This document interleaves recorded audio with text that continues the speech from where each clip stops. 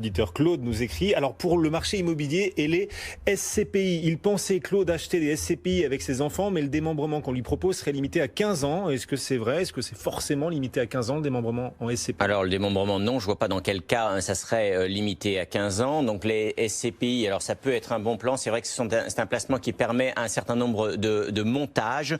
Alors quel est le montage sans doute décrit par Claude? En fait, Claude certainement veut acquérir la nue propriété l'usufruit du logement et les enfants la nue propriété. Alors il y a eu beaucoup, il faut se méfier, ce montage a souvent été conseillé. Pourquoi? Parce qu'en fait au décès du nu propriétaire, le décès de l'usufruit en fait des parents, le nu propriétaire récupère l'usufruit en exonération totale de droit de succession. Alors attention avec ce type de montage, qu'il est quand même, ce type de montage est surveillé comme le lait sur le feu par l'administration fiscale, parce que très souvent, comment ça se passe en fait, les parents aident en sous-main les enfants à acquérir la nue propriété de la SCPI sans rien déclarer à l'administration fiscale. Donc si vous voulez mettre en place ce type de montage, les parents achètent l'usufruit, les enfants la nue propriété. Il faut sans doute au préalable qu'il y ait une donation aux enfants pour leur permettre d'acquérir de façon totalement légale la nue propriété et éviter